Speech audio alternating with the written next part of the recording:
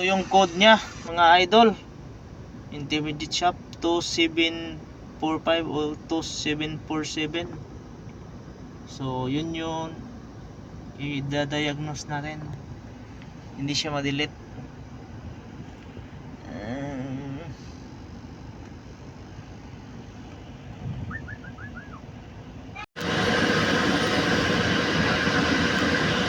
Hello?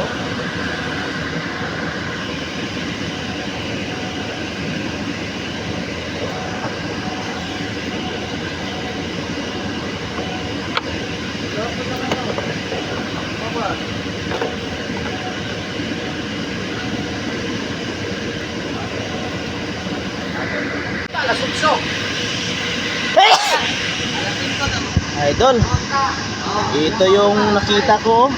So i-fix muna natin to. Putol yung isa.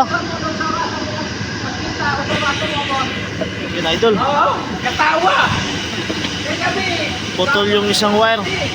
So posible na ito yung problema, kasi yung wire na to papunta to dun sa transmission. Ito sa transmission to, papuntang TCM. So ito, i-fix natin tong wire na putol. Tapos check natin ulit kung na okay na ba yung problema. Ito heat wrench o shrinkable tube. Ayan, yun o.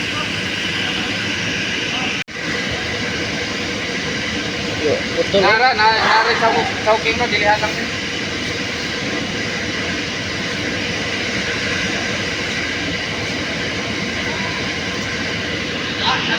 Ito, tinanggal natin. Ayun, tinanggal natin. Ito na mga idol oh.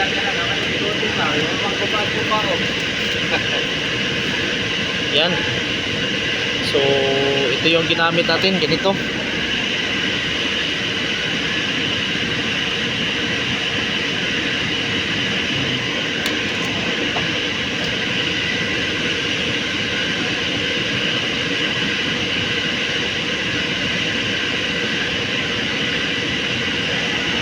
Tapos na guys.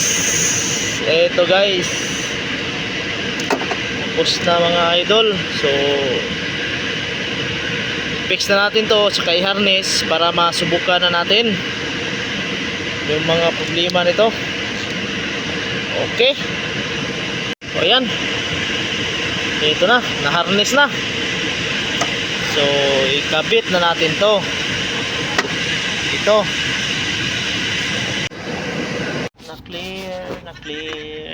na clear. Ni green. Ayun oh, wala nang DTC oh. Lubat na ang laptop oh.